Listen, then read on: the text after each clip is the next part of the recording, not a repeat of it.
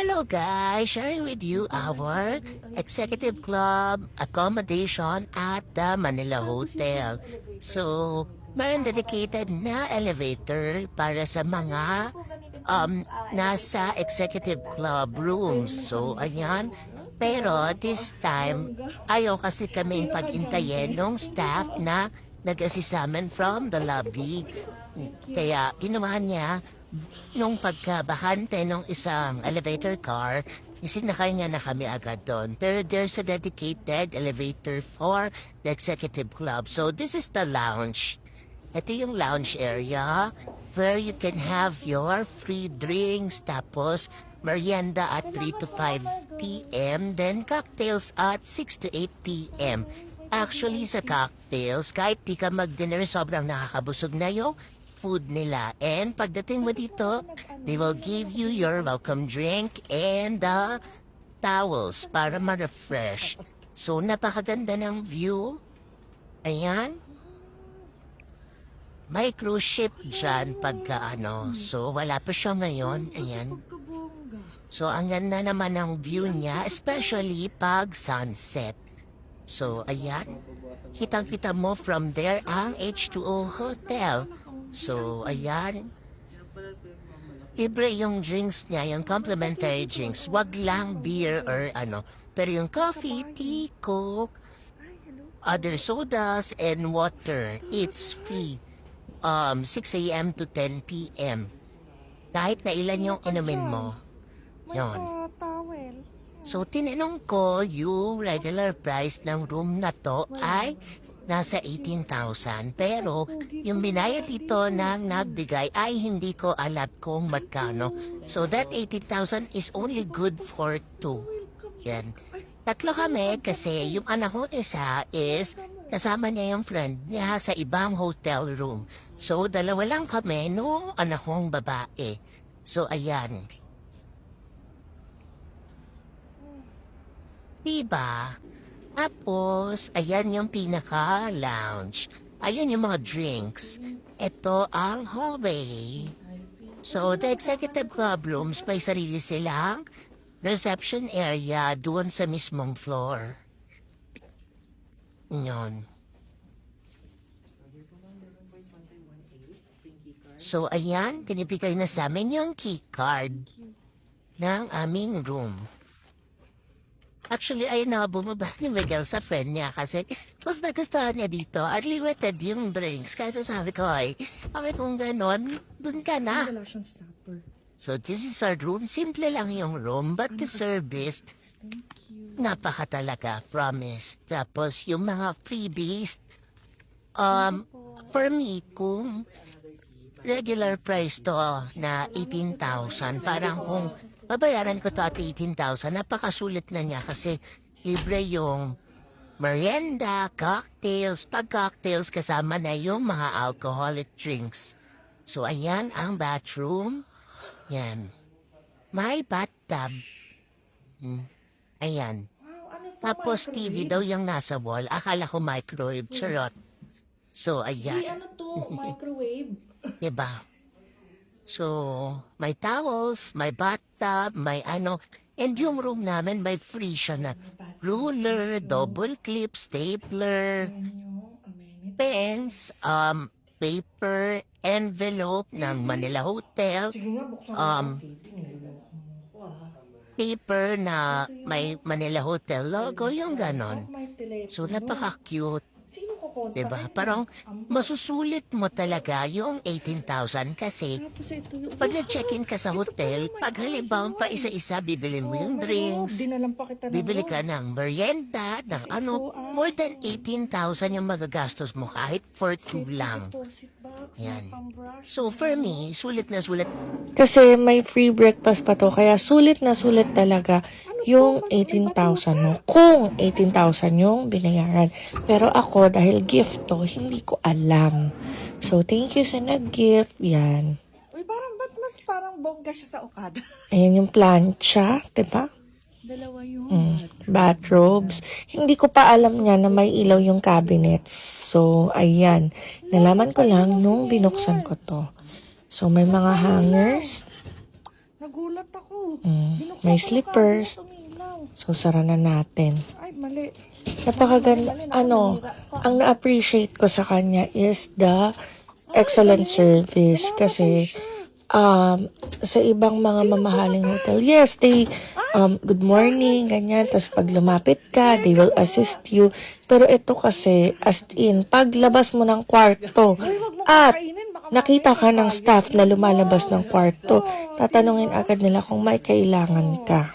Pak, sino ka As dyan? in, para kang may personal butler, yung ganun, parang meron kang ano. Tapos pag nakita nila na papunta ka ng lounge, aayusin na nila. O, mag-set up sila ng table for you, yung ganun. So, tapos pag tumambay ka doon, tatanungin agad nila kung meron ka bang gusto, may kailangan ka ba. Parang napaka-superb nung kanilang service. Baka may bayad. Kasi sa ibang hotel, kahit sa ibang mga 5-star hotels, ano naman, mga friendly, mga helpful, pero you have to ask, diba, na pag may kailangan ka, magtatanong ka sila, pag nakita ka talaga nila, they will ask you what they can do to help you, ganon. Charot. So, yun lang base sa experience ko ha, kasi lalo na ako, nung bumaba si Micaela sa ballroom, nag-isa ako dun sa room, so, siguro alam nila na mag-isa lang ako. So, they keep me company. Parang, tinatanong nila kung meron ba akong kailangan, may gusto ba ako, ganon. So, Ang ayan. daming pillows. May pa-telepono, may Napakabait ng staff ng The Manila Hotel. At, ayun. Diba? Ang ganda, diba? Tsaka ako, hindi ako mahihiya, pero tirador ako ng free. Oo, pag alam kong kasama yon dun sa freebies, ba't di ko kukunin, diba? Na, mas naman, sayang kasi, gusto ko yung nasusulit ko, yung binabayad ko, or yung binayad para dun sa kwarto or sa service. Kasi diba, parang, hindi mo naman basta pinulot yung pambayad or yung perang pinambayad doon. So, bakit ka naman mahihiya? And, they understand that naman. So, tinatanong ko talaga, pwede po ba to kainin? Pwede ba tong kunin? Ganyan. Huwag ka lang basta-basta ang kukuha. Yun ang nakakahiya. Halimbawa, yung blower, basta mo inuwi. Eh, hindi naman yun kasama sa free, di ba? Tapos dito, sa room na to, yung experience namin. For other hotels, kahit 5-star siya, parang may room check after. Parang bago ka pa labasin or bigyan ng exit pass, parang iintayin mo muna sa lobby kung okay yung room, kung walang nagalaw, kung walang nasira, ganon. But for the Manila Hotel Executive Club, nung pagka-check out, binigay na yung pass. Tapos, hindi ka na kailangan mag-intay. May mag-a-assist na sa'yo. So, ayun. Tapos, akala ko nga parang, di ba, parang, pagbaba namin, parang, okay na po, ma'am, ganyan. Hindi. Okay na talaga siya. Wala na silang pake. Basta binigay na nila yung exit pass. So, parang feeling ko, syempre nga naman, kung gano'n kamahal yung accommodation, parang, anticipated na yung mga masisira mo or makukonsumo dun sa room. Yun. Pero syempre, hindi rin yun valid reason para kunin mo yung mga gamit na hindi naman talaga kasama sa free. 'Di ba? So yan, wag mong iuwi yan dahil hindi yan kasama sa free. So, ang pwede mo lang iuwi dyan yung laundry bag and halos lahat ng disposable maliban sa bar. 'Di ba? Kasi minsan, yung mga 5-star hotels, meron silang mga chips, mga wine, sa ref, sa ano. So, wag mong gagalawin yun. Itanong mo muna kung may bayad o wala. Kasi pag ginalaw mo yun, charge yun sa kwarto. Kaya pag alis ka na, tas chinek nila na nagalaw mo yun, sisingilin nila yun sa'yo.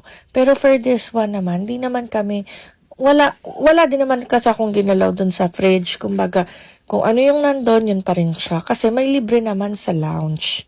Yun. Kaya hindi ko yun nagalaw. So, ang tinanong ko lang is the fruits. Kasi sayang, diba?